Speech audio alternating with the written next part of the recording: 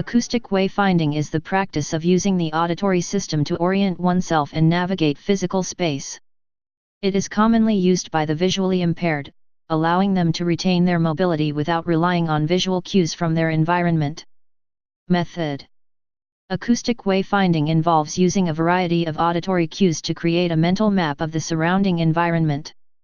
This can include a number of techniques: navigating by sounds from the natural environment, such as pedestrian crossing signals, echolocation, or creating sound waves, by tapping a cane or making clicking noises, to determine the location and size of surrounding objects, and memorizing the unique sounds in a given space to recognize it again later.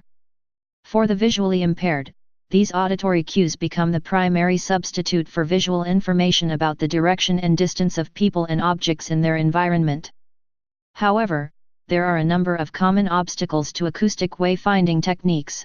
Noisy outdoor environments can challenge an individual's ability to identify useful sounds, while indoors, the architecture may not provide an acoustic response which is useful for orientation and destination. Among the most difficult environments to navigate for individuals who rely on acoustic wayfinding are crowded places like department stores, transit stations, and hotel lobbies, or open spaces like parking lots and parks, where distinct sound cues are lacking. This means that, in practice, individuals who navigate primarily by acoustic wayfinding must also rely on a number of other senses including touch, smell, and residual sight to supplement auditory cues. These different methods can be used in tandem. For example, visually impaired individuals often use a white cane, not only to physically locate obstacles in front of them, but also to acoustically get a sense of what those obstacles may be. By tapping the cane, they also create sound waves that help them to gauge the location and size of nearby objects. Importance in architecture. Recently, architects and acousticians have begun to address the problems faced by people who rely primarily on acoustic wayfinding to navigate urban spaces.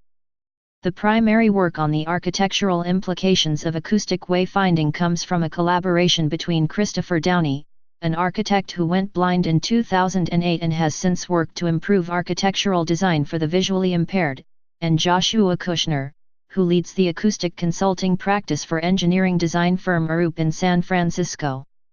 Their work focuses on how to plan new facilities to include sensible systems of sound markers and architectural spaces which provide orientation through acoustic cues.